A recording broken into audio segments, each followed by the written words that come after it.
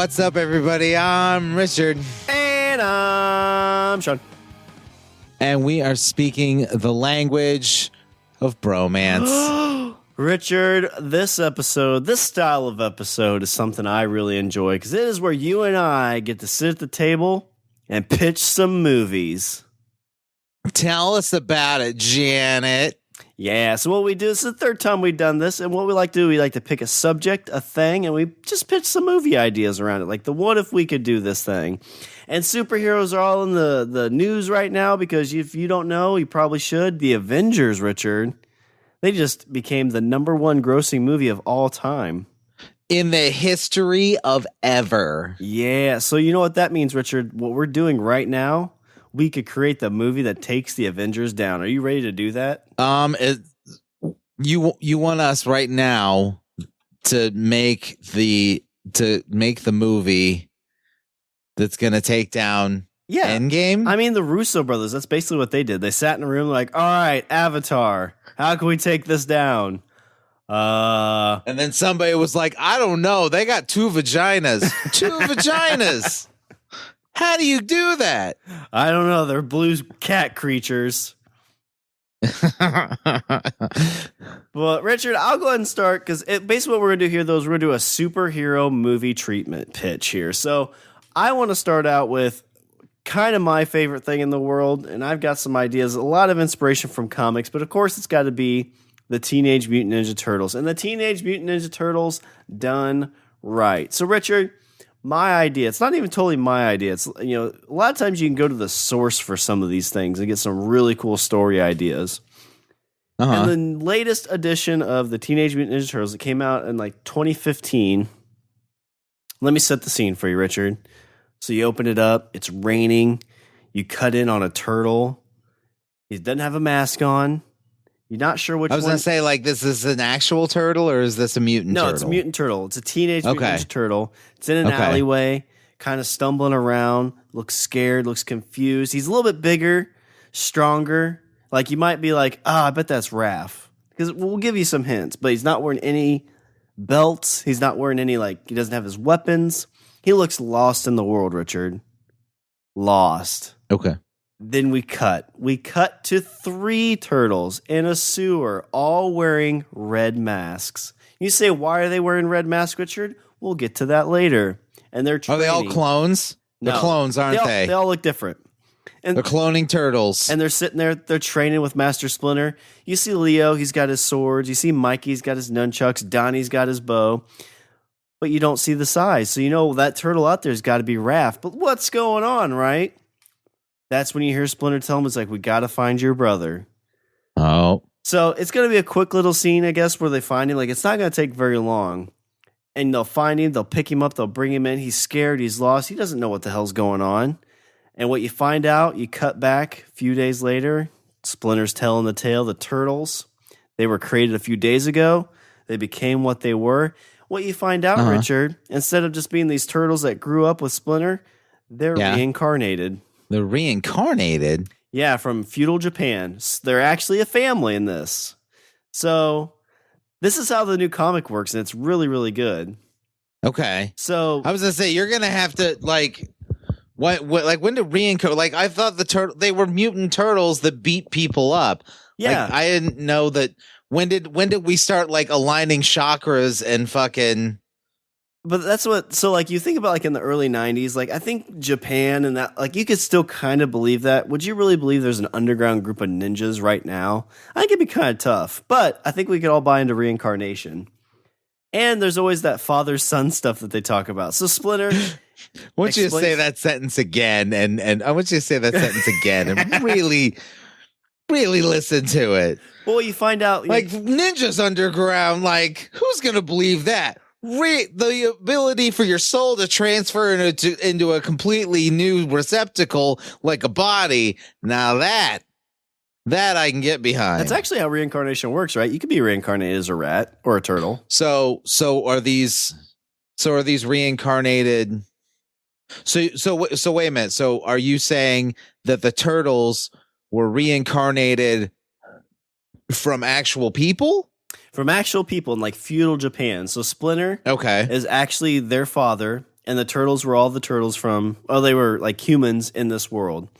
And you ask, like I said earlier, why were they all wearing red masks? Well, at the midway point, or maybe this will be the first movie. I don't know. Like you gotta really set it up. But you find out the reason they're all wearing their red masks, because you got to give them the right colors. You got to give them blue, orange, purple. But that was their brother Raphael's favorite color. So to form unity to find their brother, they all wore red. Uh-huh. Oh. And this is where you find out, Richard. See, I would find that confusing, because then one would be like, I found him. And he's like, no, wait, that's not, I'm not. Found him. And then the other one would be like, I Leo. found him. Look, guys, we should just put on the different. I know we're trying like solidarity here, but we just need different headbands because this is just getting out of hand.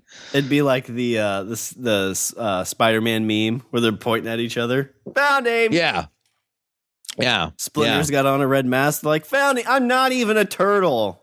God, I swear you kids aren't mine. But as you go through this, you kind of find these things. They get back in here, and you got to ask, okay, well, how does Shredder play a part in this? And what I think you'd see towards the end of this is, because Shredder's got to come from the past too. So what you find is his daughter Araku. What's his daughter name? Karai. Why did I say Rokusaki? That's his name. Karai is his great granddaughter, and brings him back from feudal Japan.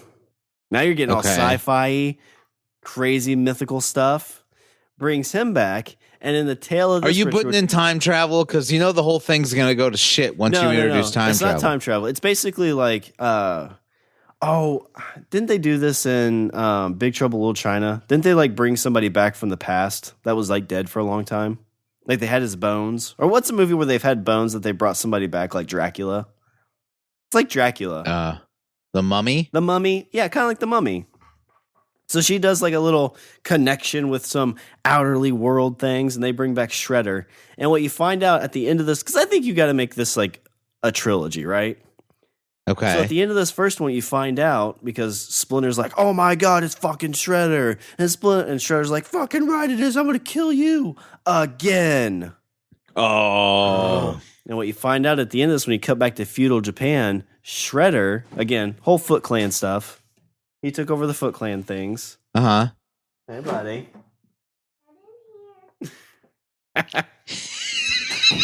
Hey, buddy. Come here. I'm talking to Rich. Because we're doing a podcast. We're talking about the Ninja Turtles. Yeah. Do you want to talk on the mic? Yeah. What are you going to talk about? Hey, buddy. Hi. How are you?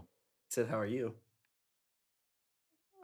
No, What's going on? Do you hear him? You got to put it in your ear so that way you can hear me. Do you hear him? Hi. Hey. Hi. How are you doing, bud? Good. That's good. I'm glad. Who's your favorite Ninja Turtle? Where are now? No, it's the way you say it. You say it Donatello. That's how you say it. No, Leonardo's our favorite, isn't he? A blue Man, he mean mugged me. As soon as I said Donatello, he's like, ugh. What's the matter with you? Say, Richard, what's the matter with you? What's the matter with you? What's the matter with you? What's the matter with you? Tell him, say, come at me, bro. Yeah. I'm right here. Tell him, say, come at me, bro. I'm right here. Do something. What you doing, bud? What you got going on today? You want the ring? You can have the ring. Why? Because it's my ring. Oh, Are you podcasting? All right, we're gonna finish. Tell him, say, Mom, I'm working. Mom, I'm working. Bye. Bye. Love you, buddy. Opens the door. I'm in here. All right, so after that little interruption, that cute interruption. So what happens is you find out at the end of this that in feudal Japan, Shredder took over the Foot Clan, and to get rid of Master Splinter, he killed him and his sons, which got them reincarnated into the now times, which then they got mutagen put on them, which then gives you the Ninja Turtles and Shredder and Splinter. Okay, so the way I understand reincarnation is that the life that you live determines what you're reincarnated into in the next life. So what do you do to get reincarnated as a turtle? I mean, you could see it that they died kind of scared, like hiding in their shell. You could definitely give it as maybe they felt a little too proud, and this was a way to test them. So okay, so my question is, why are we connecting? Why are we bringing up reincarnation at all? Why can't they just be mutant turtles? Well, so the ooze and stuff still plays in. So they came back just as normal turtles, and the ooze is what made them mutant ninja turtles. The reincarnation, the thing I really like about it, and the comic does it well, and you'd really have to kind of. There's a lot of stuff you have to dig into, but I like it because it gives them like a true father-son connection, and it brings. Like, so you're saying it makes them more of a family, a little bit, and not just like a bunch of mutants that are holing up in the sewer together. And I think there's something like there's the adoptive family thing in the original Turtles. I think that's really cool. Like that's really touching. But I think and really this makes Splinter more of a, because he's like in the original cartoon and the original movie. It's kind of like an honorable thing to think that he saved these turtles for no other reason than they're by themselves. Yeah. But in this one, he's kind of with them because he's actually their dad. And he's kind of a dick. Like, he's not really that great of a dad. And it kind of gives him a lot of deeper character construction, too. Because in feudal Japan, he's kind of a dick there, too, treating the kids like, oh, we got to get back. We got to take over the foot. And that's kind of what ended up causing their deaths. So, that's probably why he'd be reincarnated as a rat almost, is because it's like rats can be seen as less than, or scavengers. So then would you have the kids be like, fuck you, dad, because they're teenagers, be like, fuck you, dad, I'm not gonna play your games, and then they go like skateboarding away and they're gonna go to the arcade? Probably, yeah. I'm not gonna fight your wars, old man. Yeah. Ninjas, turtles in a half shell, turtle power. I'm gonna go put on a trench coat and go to the arcade. Yeah, trench coat. It's 2019. We don't have those anymore. How freaky would it be in the movie if they put on like those big baby masks like they did in the cartoon? Like, could you imagine walking down the street, somebody in a big trench coat with one of those baby masks, 4 of them, looking all alike? Yeah. Probably think of bank robbers. Probably, yeah. Or zombies. Like they're on their way to rob a bank. Yeah. Or a furry convention. Why a furry convention? Why would they wear baby masks then? Wouldn't they wear like furry masks? Well, they'd want to wear their baby mask over their furry mask because they don't want to be like smooth skins versus the furries. That's what it is. Gross. Smooth skins rule. I really like that new comic book that they have out, and I think that'd be cool because if you get it well done enough, like they start going into like dragons and stuff like that, which is really cool. There's a new like side series with Shredder in Hell, which is kind of cool. So there's a lot of stuff you could investigate. You're never going to get it. Like, I'm never going to get my Avengers the Turtles because Michael Bay, but you can always hope. That's true. Richard, what do you think for a movie pitch? Okay, for me, like top of my head, I would probably have to go with what? Yeah. Okay. Do you need to put the earphones on her too? No, she sauntered away. Okay, so top of my head, if I was to pick one, if you just said you have all the money in the world and you have no, restrictions, what's the first movie you'd make? Superhero movie? Hands down for me, Batman Beyond. Ooh, I like that. And here's why. Here's my thing. Here's why when it comes to Batman Beyond. Okay, with Batman Beyond, you have an entirely new character. Like, you could even do the whole origin story and everything else. Like, that's fine. But you know what? You know what we won't see? It'd finally be a Batman movie that we don't see Thomas and Martha Wayne getting shot. That's number one. You're going to get a flash. How many times have you seen that? I've seen it like 7 times on screen. Yeah. I think all the original Batmans. 411 times. That's how many times I've seen Thomas and Martha Wayne getting shot. Gotham, they did it. Yeah. 3,928 times. Don't need it anymore. It's kind of like the Spider-Man. When they redid that, it's like, hey, Uncle Ben, he's dead. You know that. We're not even going to talk about it because we're grieving. Exactly. Okay, let's do this one more time. My name is Peter Parker. And this is my best friend, my Uncle Ben. Hey, Uncle Ben. Yeah. Like, we'd finally get a Batman. Like, I think that, like, everybody knows the Batman story, right? But I would say that when it comes to Batman Beyond, you don't necessarily know that story in particular, but there's enough tertiary knowledge that you know that it's like watching it and you're like, oh, I know that. Oh, I know that. I know what that means. That's one. You know, when there's a gang riding around on bikes that call themselves the Jokers and they're all fucking face painted up and shit like that. Yeah. You're like, oh, I get it. That's one of those too. A lot of people don't know because he's supposed to be a clone, right? Is that the whole idea? Eventually, the story eventually comes that he wasn't a clone, but it was basically Bruce Wayne is Bruce Wayne is Terry McGinnis's father more through like an IVF situation. I gotcha. But see, that like it's like Bruce Wayne's the dad, and then Terry McGinnis's mom is still his mom. But you could do that too, where you know because like it'd be cool, like, oh, this is such a great movie, and then the end of it, that's where you find out he's a clone, or Bruce Wayne is actually his dad, or something like that. Like, how cool would that be? Right.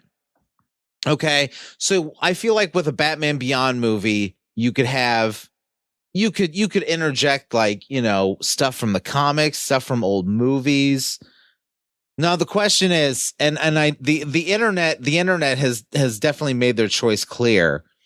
Who would be Batman? Oh, I've seen some. Who would be Bruce Wayne in Batman Beyond? Michael Keaton would be awesome. I've seen some stuff. That's what the internet says. The internet pretty much overwhelmingly is like, Michael Keaton should be Bruce Wayne if they ever did Batman Beyond. You do Val Kilmer, but you know, I mean, maybe not George Clooney. I mean, a lot of that money would have to go to the, you know, food. And honestly, if circumstances weren't what they were, I would say Adam West. I think Adam West would make a rad Bruce Wayne. You mean the situation of him not being here anymore? Yeah. Okay. If he was alive, I think Adam West would be. You just said that in a way like you didn't realize he was dead. So I was just making sure. No. I didn't want to break. I'm saying if he was alive, I would honestly like Michael Keaton. Michael Keaton is great. I mean, fucking, you know, the guy won an Oscar. Like, Michael Keaton is a fucking fantastic actor, and I'm not trying to take away from it. But like Adam West, I think would be super interesting because you would get. I think Adam West can play serious, but still, even though his style of acting like leans more towards comedy, I think he would be amazing as an old Bruce Wayne. Yeah. I don't know. He looked, and in terms of the look, like, I feel like he has this, you know, he had the stature and the cadence that like an old, like, you know, a 70, 80-year-old Bruce Wayne would have. Yeah, but he looked pretty frail when he was older, didn't he? Not really. No, I mean, I guess, yeah. I'm looking at a couple of pictures where if he was in a little bit better shape, because there's some of these he doesn't look too bad. I mean, I guess he'd have to tone up. Jesus, in the fucking Batman 66 show, he had a gut, so I don't know. He looks like an old. What was the guy from Christmas Vacation? Griswold. What was his name? Chevy Chase. Yeah, in a couple of these pictures, he looks like Chevy Chase's dad. So there you go, Chevy Chase. Let's do Chevy Chase. But see, this way you could bring in the Robins. You could bring in, like old, like I said, you could bring in the Robins. You could bring in old villains. You could bring in. I feel like you would have more free will to kind of do what you want, but you get to pull on all these different. You'd have all this material that you could just pull strings off of. Yeah, it's one that you'd have a lot more leeway with too. Like you said, you could have the Jokers on bikes. You could have Two-Face's kid come into it, or you could have like a an older Mr. Freeze. You could invent new villains and it'd be fine. You could invent new villains and have them like pull tech from old villains. Like, what if somebody new discovers fucking Scarecrow's fear gas? Yeah, that'd be cool. What would his name be? I don't know. Pumpkin Tin Man? Patch. Because Halloween. The Cowardly Lion. So, I think that'd be rad. But see, and I think that people aren't familiar enough with that they would get a lot more latitude in terms of what they could do. yeah, it's kind of like with the Turtles. I mean, there's a lot of people who love the Turtles, but it's been reinvented enough that you could do like a reincarnation. People are like, okay, I can buy that. But with Batman, if you do Batman, it's like, well, that's not Batman. He kills people. It's like, yeah, but Yeah. Or it's, if you do like a Batman story, then it's like, oh, well, Batman wouldn't do this. And, and that's not how Batman should act. That's not what he would say. That's not how Commissioner Gordon would, but they're all gone or they're all just old. yeah. And so this way I feel like this way you get to have the best of both worlds. You get the whole universe to play with, while at the same time you get to make up completely new stuff and not take a hit for it. Do you think that would run into a situation where, because I kind of feel like with the Batman v Superman stuff, I feel like they burned like a 10-year window of Batman movies. Now, if you came out with Batman Beyond and it didn't catch, you'd almost burn like another 5 years of Batman time. Does that make sense? Yeah. Like I see. If they did Batman right like 5 or 8 years ago, whenever they did it, like we could be on like Batman 3 right now and really in this Batman universe instead of having to retcon it. But I mean, what did they do with Batman? They, like Chris Nolan made 3 movies, and I mean, the first 2 were pretty good. The third one, not so much. I think they're overrated. But like, what have you seen from Batman since then? He appeared in Batman v Superman and Justice League. Like, I feel like people are saying, people feel like that wasn't a fair shake at Batman. No, that's what I'm saying is if they would have just did like a young Batman kind of thing. Because like if you do Batman Beyond, and maybe that's something you could do side by side. Like you don't even really care. And then you don't have to go into the fucking Bruce Wayne origin story. Like all of that's like you don't have to introduce who the Joker is. You don't have to like all that stuff's just there. Like, hey, all this. So let's make some new stuff, and that's what I think we should do. I think we should make a Batman Beyond movie. I don't know who I would have play Terry McGinnis. Like who would be your Terry McGinnis? Don't say the vampire from Twilight. It's got to be somebody fairly young, right? Like in their 20s. I'd say like mid late 20s. Because in my head, Batman is 29 years old. That's how I always. Batman Beyond, you think's 29? Well, no, just Batman in general. Oh yeah, I think like 34, to me, 33. I'd say like late 20s, early 30s, maybe like 30, 32, 33, Ooh, 34. You know who would be great? The guy who plays Billy from Stranger Things. You know what? Yeah, I could see that. Let me get his name because shave that porn stash off. Zachary Montgomery. Yeah, he's got the porn stash he kind of rocks in these pictures. Yeah. Yeah, that's your Batman Beyond. Shave the porn stash off, dye his hair. Yeah. Yeah, I could see that. So what's your story for Batman Beyond? So I mean, obviously you probably get into where he's already kind of like 6 months to a year into the gig. Either that or you could go ahead and do, and I mean, because like I said, people aren't familiar with the Terry McGinnis story, so you could put all that, you could throw that whole thing in there, like how he meets Bruce Wayne, and then Bruce is like, "You're gonna be the new fucking Batman." So you would want to start like straight origin. You wouldn't want to give him a little bit like he's already been in it. No, I think you'd have to, because I think people aren't familiar enough with Batman Beyond. Because I mean, when it came to Batman Beyond, all it really was like, it was a cartoon. Like that's all people really know of it. That Batman Beyond Return of the Joker, that DC animated Batman Beyond Return of the Joker, that was really good. I've seen bits of it. It's God, really yeah, good. was Damien good in this, or was Damien bad? Do you remember that? I don't think Damien. I don't know. I don't remember if Damien was around for the cartoon. I was just looking at Terry McGinnis's wiki, and it says it was his half brother, but that might be like the current, like future comics, maybe. Yeah. I don't think Damien. I think was around in the comics at this point, but he wasn't around.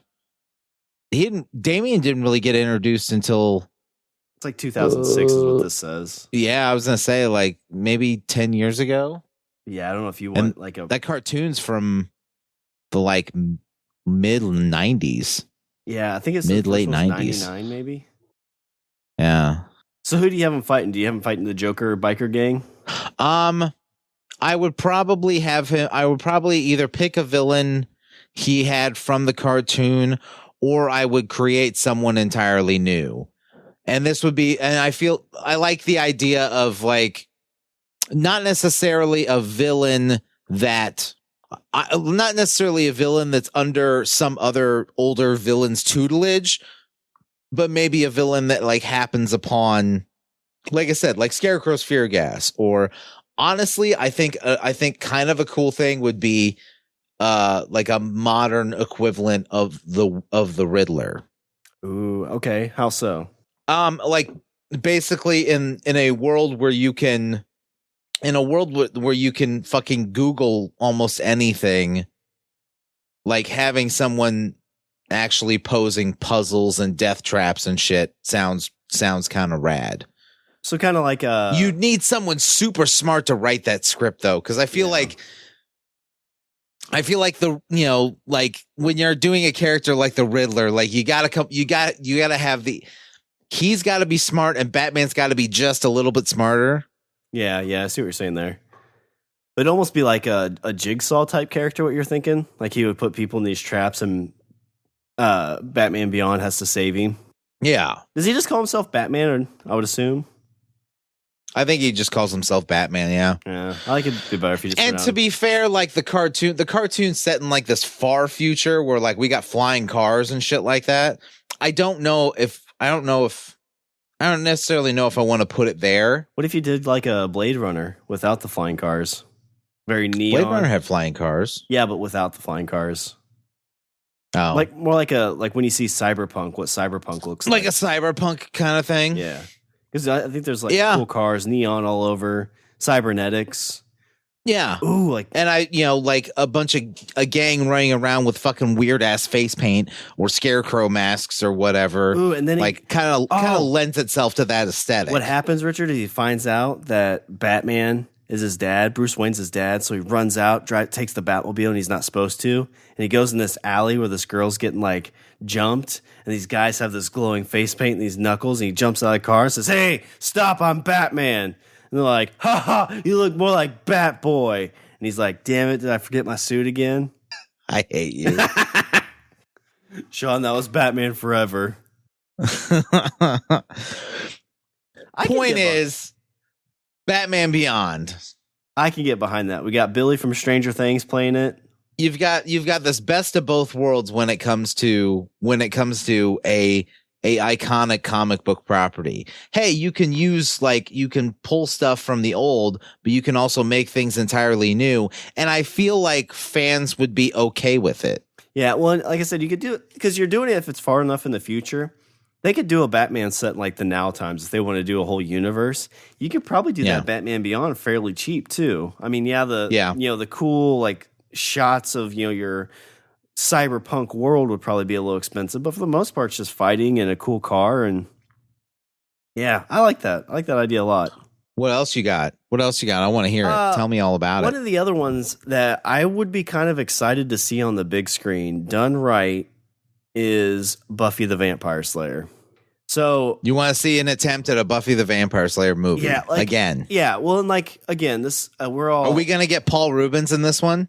Yeah. Is Paul Rubens gonna be in this one too? You're gonna give him a cameo, like right? Like you're gonna have to give him a cameo. But is he still with his one arm? Maybe that's in the emergency room. There's a scene in the emergency room, and he's there with his arm cut off. No, I think more what I'd like with this, again, I like the edgier idea, like you're bumping up against a rated R movie, But it's Buffy set in the now time, so you got cell phones, you got all this other stuff, social media, like all this like weird Instagram stuff. Okay, wait. Before we go any further, are we recognizing that there is a comic series that continues the story? Oh, up to this point? Yes. No, this wouldn't be tied to the. So this wouldn't be tied to the comics. So this is basically like 7 seasons of a TV show, and boom, we're now doing this movie. Yeah, brand new movie, brand new. Like she's back in high school. Like I would probably put her at like. I'd probably put her at her senior year, maybe. I think that would be more. Oh, fitting. so we're going farther back than even the show. Because No, the show ends. the show ends. Wait a minute, because the show where high school ends at season 3, and then she goes to college, and then Yeah, she gets all the way through college in the TV show.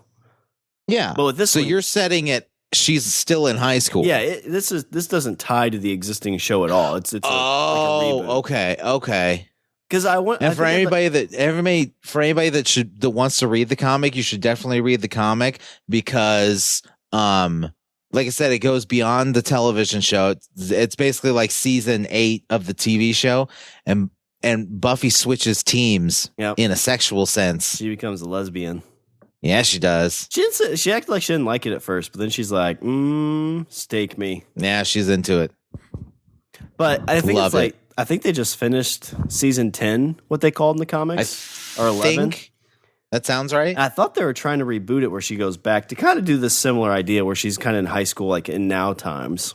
Oh, okay. But like you think about, back then, like to keep that stuff secret, like I think you have a lot of trouble with this now times trying to keep that secret with Instagram, social media, phones all over the place. Yeah, everybody's got a fucking cell phone. All the supernatural stuff would kind of be more like, I don't know, like they could use that stuff too. It'd be kind of cool. I don't know. I just thought about this. If you almost mix like an American Gods type thing with it. So like these new gods are getting created from like the different technologies in the world. I don't know if that would play very well or not. Or maybe the gods take over the technologies and they're the ones pushing it. Might be an interesting idea. Because I don't know. I wouldn't want it to be her going up against like the one like she did in the first season. Because I feel like that's too cliche.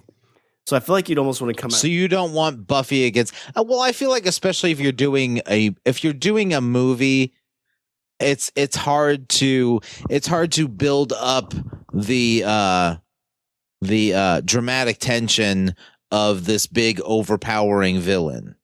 Yeah, it's hard to do that in 90 to 100 minutes. Yeah, because with the television, with a TV series, like you can spend hours like just showing how much of a badass this villain is and why the villain is so terrible. I mean, do you set it up kind of like an Iron Man setup where maybe she gets kidnapped by a gang of vampires before she fully realizes her power and she ends up working to get her way out of that, and that's where she discovers she's a vampire slayer, and at the end you see this like overbearing, super cool looking vampire on a throne.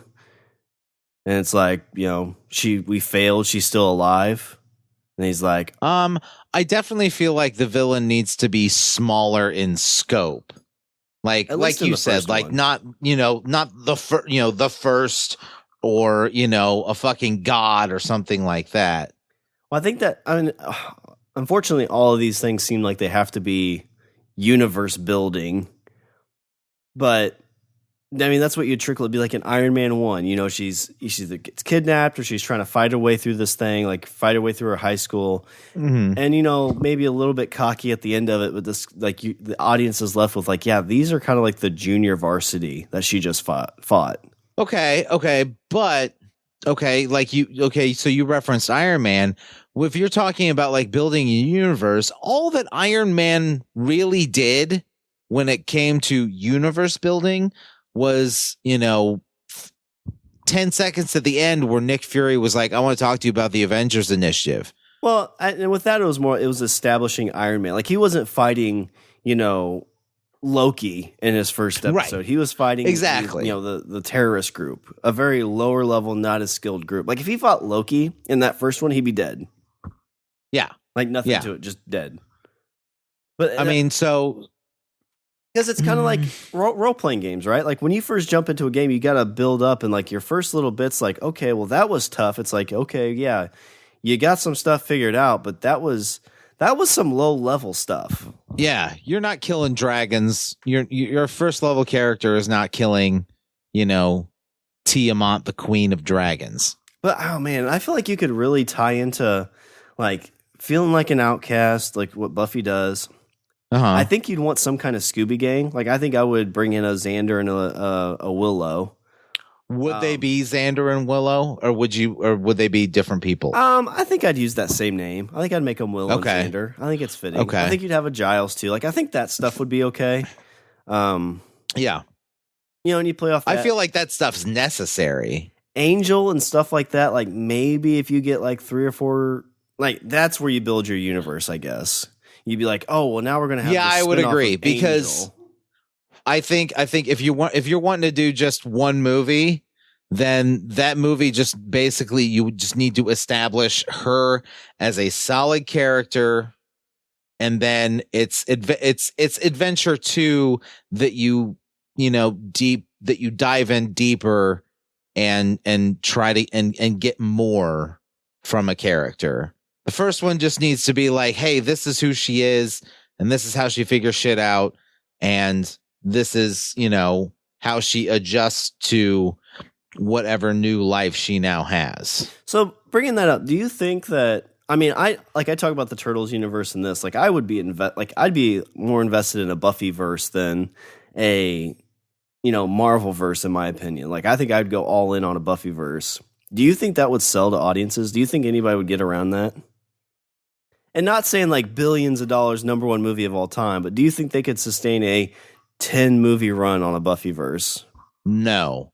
And the only reason I say that is because there is 8 seasons of television, 8, 22 episode seasons. Well, 7, 22, and 1 that's, I think, 12. So almost 100, 150, almost 200 episodes, almost 200 hours.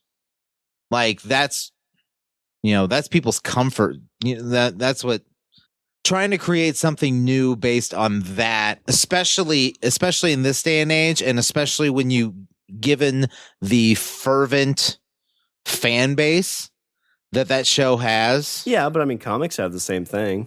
I feel like it's different. Yeah, I mean, I get it. If you're talking about, I mean, when you're reading a comic, it's like, oh, this would be cool as a movie. When you're seeing something on TV, you would say, you could say like, what would a movie of this be like? Yeah. But initially, when you say that, you're picturing, well, she has to be in it, and they have to be in it, and that person has to be in it. Maybe, but I mean, I think I was trying to think like, I don't think there'd be enough content to get spin-offs, but you could do the Initiative, you could do Angel, you could do Spike, you could do you could do Old Man Giles or Young Man Giles. That'd be kind of cool. I don't know. Now I think a young, like, I would be interested to see like a small, like maybe not a movie, but maybe like a mini series, like a Giles mini series. Yeah, I remember they talked about doing that spin-off. That kind of fell through. I'd be down with that. Yeah, it's just one I was pondering in my head was a Buffy,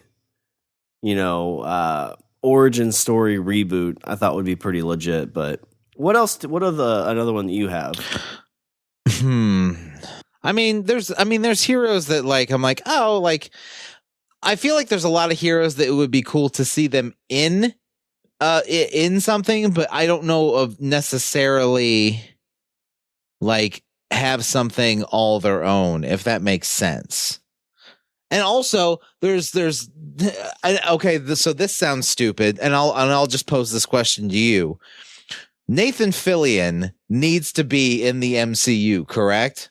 Like, he needs to be in there somewhere. I mean, technically he is. He had a cameo, but not really him. But yes, I agree. So he needs to be in there. Who should Nathan Fillion be in the MCU? I don't know. It's got to be a character that we haven't introduced. So obviously. You don't have anybody figured out? There's a couple ideas I have. There's some that have been floated around. A lot of people said Nova, which I think he would be cool. Nova, like it's because it's basically like Space Cop. I mean, that's what Nova is. You know. The other one was always Wonder Man. What about that Moon Knight guy? I like Wonder. Who? Moon Knight. What's the guy who gets the power from the moon? Yeah, that's Moon Knight. I don't know if Nathan Fillion would be good at Moon Knight. Maybe, but I don't know. I like the thought of him. Like I said, okay, like Wonder Man, I think would honestly be a super good fit for him because, you know, I mean, Wonder Man's basically like Reed Richards. No, not Mr. Fantastic. Wonder Man. Wonder Man was a. No, I was going through characters that haven't been introduced yet. Oh yeah, could he be Mr. Fantastic? I don't know. We do need. I mean, obviously, they better be taking another stab at Fantastic Four. Yeah, which I mean should happen. But I need to see a Silver Surfer movie. If we're gonna talk about comics, like Silver Surfer was my dog when I was reading comics, and so I need a Silver Surfer movie. And I feel like the pieces are already in place for a Silver Surfer movie because you have, he didn't really hang out with the Guardians, but he did hang out with Drax every now and again, and you have that whole, you have, you know, the space thing established. You kind of have the MCU in space, you know, established. You have the Kree, you have the Guardians, you've seen teases of Adam Warlock. Silver Surfer needs to be in there. And here's the thing with Silver Surfer. I feel like you put in Silver Surfer and then you get to tease the next like big fucking bad that everybody's going to go fight. And you know who that is, Sean?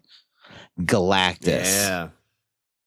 Galactus is going to be, you put in Silver Surfer, then Galactus can be your next fucking like overarching villain. There you go. Galactus could be your next Thanos. He's going to eat the fucking planet, Sean. Yeah, that's the fear. That's what you got to stop. He's the eater of worlds. So really your big thing is to get Nathan Fillion as the MCU. That's what you're pushing for. Well, I mean, I kind of went off on a tangent with Silver Surfer when I said, hey, we need a Silver Surfer movie, because I feel like that's like a puzzle piece that fits perfect. I mean, there's villains that Surfer fought, but Surfer's big thing was always Galactus. Like that was kind of, and with Silver Surfer, you can introduce Nova, who was this fucking chick that flew around and was like, looked like she was made out of fire. It was pretty badass. But like, I feel like the setting's already there. And so I feel like Silver Surfer would be a perfect puzzle piece to fit in. I think that makes sense. But if you're asking me who Nathan Fillion, I think would be perfect as Wonder Man, because the whole story with Wonder Man was like, he was a movie star. Oh, that he's actually, hasn't he been on posters that was Wonder Man? I think, okay. Yeah. It's been teased as that. Yeah, it says here on the Wikipedia was played by Nathan Fillion. Yeah, he should Wonder Man, I feel like, is perfect for him. Because when I think Nathan Fillion and superhero, obviously your brain goes to Captain Hammer. Yeah. From Dr. Horrible.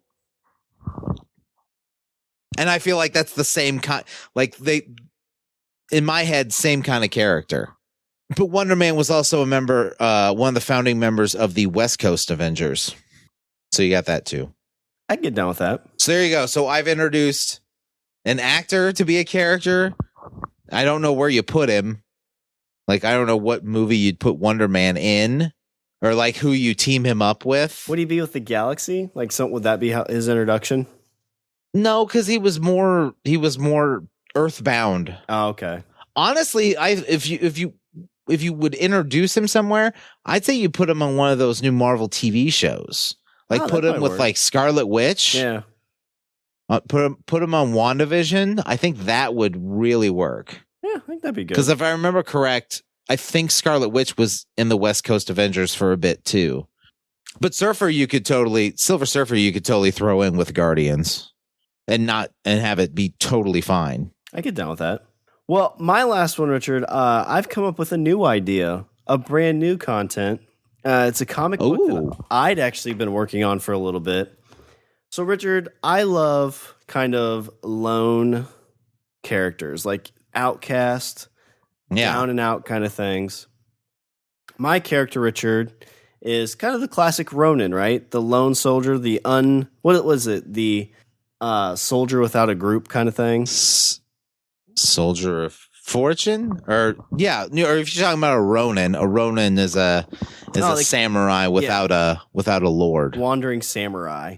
Yeah, and this Ronin, Richard, you'll see him coming onto the screen. He's got a sword. He's got a pistol, probably. Yeah. But what you see, like wiggling right next to him, is a dog. Oh, so this isn't feudal. This isn't feudal Japan. No, this is like now. Oh shit! Yeah, and what you see, Richard, is when this character walks on screen, and you see the sword, you see the trench coat, you see like wiggling underneath the trench coat, Richard. Not a big hanging dick. No, it's a dog tail. You're like, wait a minute. He's got a dog tail for a dick? Why is this bipedal thing got a dog tail? And you scan up, Richard, and it's a humanoid looking Ronin, but it's a dog, Richard. Full size human looking dog. And you're like, so what it's a dog samurai? Here? Yeah. So Richard, adult mutant. No, not a mutant. Samurai dog. Richard, this is a future where an event happened called the Correction. And the Correction, Richard, was where just one day, most of the animals gained humanoid form. They could speak like humans, walk on two legs, could think like humans. They weren't like mutants. They weren't humans before turned into animals. They were the animals that became like basically humanoid. Yeah. So all of a sudden, like your dog stands up, and takes has the bowl in its hand and fucking turns it over, and it's like, I'm sick of your shit, Thomas. Yeah. No, what he's saying is like, Thomas, stop jerking off all the time and feed me. That would be awkward. Your dog would tell all kinds of stories. I sit right next to. Yeah, I know. How many times has the dog like you're in the middle of doing some business, and then the dog comes in and is like either staring at you or tries to like, hey, pet me. Yeah, or it jumps on the bed. Or the worst, cold nose in the ass. What's worse is they jump on the bed and they sit there and they go, boop. Like, oh, God. Did you get the trash again? No, but this dog's name is Rex, Richard, and it's a Ronin. And what his mission in this movie is to find his owner that he had lost. So the correction happened, Richard. And basically, Rex had this girl that he loved. She got him as a puppy. She was raised in kind of a shitty home. Her mom was like a prostitute kind of thing, and she just had Rex, and Rex protected her, like kept everything at bay. Didn't leave her at all. But this correction happened, and he lost her because humans found out that when animals became humanoid, things didn't go very well for the humans. They kind of went into hiding, or at least they had to escape because the animals weren't too friendly to the humans. So Rex, this Ronin, is traveling the world, traveling the states. So it's like Zootopia, but fucking metal. Yeah. Like, Secret Life of Pets. But he's going through. I've already come up with like one of the first gang leaders. It's a Nefarious. The name of the leader of this gang of bears is named Nefarious, and he's got a son named Sai, who's kind of like the punk ass son who's going around trying to just bully people up. Oh. Rex can have all kinds of friends. He can have Malcolm, a scaredy dog that he's trying to like roll with, and Nefarious takes Malcolm to try to get to Rex. And I just love this idea too of this world where you can build on different genres too. Like you have the gang, kind of like old style gang. But what's really cool about it too is it's all going to be more like old weapons because guns and stuff will be around, but the bullets would be very limited because the animals will be like, well, I mean, we're smart, but we don't know how to make guns. Or weapons. Right. Okay. So when like in this timeline, when did this happen? I mean, it'd be like current time. Like this would be like maybe 3 or 4 years in the future. So like the correction happened. Like, let's say this movie is going to be released on Christmas Day because it's a perfect Christmas movie. Okay. So December 25th, 2020 is when this comes out.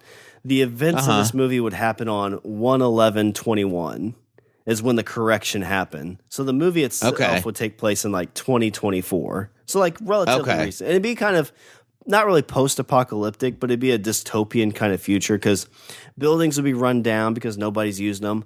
Rex would go from like apartment building to apartment building, like just kind of housing up inside of it. I feel like that would be because you see all these cartoon movies, like I mentioned, like Zootopia and Secret Life of Pets, like all these kids' cartoon movies where like where animals are like people. But the thing with that is it's always like they make things similar to us, but then it like has this like pet spin on it. Yeah. You know, it's like, you know, instead of Batman, it's Batman, but it's an actual Batman, you know, shit like that. Gotcha. Yeah, but like with this, then I like the thought of there being like this animal, you know, kind of society, but it's all built on human history. Like it's not that it's there, or do you think it's kind of like Planet of the Apes kind of thing, where kind of like Planet of the Apes was Abraham Lizardton. Yeah, shit like that. Yeah, like I don't like this way. Instead, it's fucking Abraham Lincoln. It's not Abraham. You know, Abraham Lincoln, and it's a pig. Oh, you're saying with this, Abraham Lincoln was who Abraham Lincoln is in our universe? Yes. Yeah, I know. Yeah. Yes. I see what you're saying. Yeah, that's how it's built. It's built on the world. The other thing. So here's my. So animals became people. Are we talking about all animals? Most of them, or just domesticated? So you'd have no. So how do the animals coexist together? They would have issues like this. Like the bear, I figured would be like this grizzly bear. He'd be human, but he'd be bigger. Like he'd just be like this big, strong, human type thing that would muscle people around. But he might have an alligator buddy who he uses for stuff. You know, he may have coyotes that he has that run off and do other things. Rat, he may have a rat. He's like, hey, this is the guy who does all the dirty work. Yeah. But yeah, not just the domesticated. That's where I said like the bear, you could go tons of different directions with these and play off of that kind of animal to be like, this is what it would be. Like, so. Okay. Does the dog, does Rex have a companion? He partners up with like Malcolm, the scaredy dog. There'd be a cat that's kind of like this, not really ninja, but maybe kind of like a skilled assassin that I was going to name Lulu. She'd be the one that, you call her Lou for short. And she's kind of like an assassin. So he'd have like associates, but no one who he like fully partners with. Okay. Like Malcolm, I feel like you need a grounding thing. So that way we all, there's got to be somebody in the movie that we connect to that's there all the time. That's his owner, Cindy. I mean, you see flashbacks of it. So like when you see him in the his apartment building when a couple of Nefarious' gang group comes like, oh, we fucking found Rex, we're going to kill him, we're going to get Nefarious' like good graces. Like at that point he'd be holding this locket. That was like the only locket that Cindy ever got from her mom. And inside of it is a picture of Cindy and Rex when he was a puppy. And he wears that around his neck and keeps it really close. Fucking I love this. It's like Homeward Bound with a vengeance. It is, yeah. But he's going around trying to find her and do all this different stuff. And, it's kind of not dual loyalty, but like dual initiatives because he's trying to keep, like Nefarious is, not only is he dick to people, he's dick to other animals. Like he's kind of like a dictator basically. And so he's trying to keep, some people safe through that, but he's trying to find Cindy, but it all ties into, like he wanders into these situations and he's just such a loyal protector dog that he can't just sit by and let it happen. Yes. All of this. I like all of this. Oh, but just think how badass it is. We got a dog with a trench coat, samurai sword. I like if you do it like Kill Bill, like not necessarily like Kill Bill, but just in terms of like the cinematography and the music, like do it like a Kurosawa movie. I don't know if I'd want it that over the top. Like, him being a Ronin, I kind of envision him more as not like a super skilled with the sword, but better than other people. So it's not like he's, doing these crazy jump kicks off the wall, but he's just a little bit slicker and more agile. The other thing, Richard, what he's got, forgot to mention this. So he's got his trench coat, he's got a sword, he's got an eye patch because he's missing one eye, has a huge scar down inside his face. How'd that happen? I don't know, Richard. Are you going to tell me? You're going to have to tune in to find out. Oh, cliffhanger. Yeah. Jesus. That's probably being one of the backstories and one of the flashbacks. But, Richard, that's a comic book that I started working on for a little bit. I got like 3 scripts written for it. I love that idea so much. See, that feels like an HBO series to me. That's what I kind of feel too. Like, I feel like that could be, an 8 to 12 episode per season kind of thing. You have it super because crazy. I feel like that way you could back and forth it and it's not so jarring. Yeah, in a movie it'd be tough. Like, you probably could only do like a couple flashbacks, but I mean, for the most part, if you're trying to tell one contained story, because I think like him finding Cindy's kind of like the main goal for Rex. Sure. Sure. But you have to figure out, okay, well, when he finds her, what happens? Is she still alive? Is she dead? Does she have anything to do with this correction? Then you have this whole idea of like, what the fuck was the correction? And you got to figure out, maybe why do they call it the correction?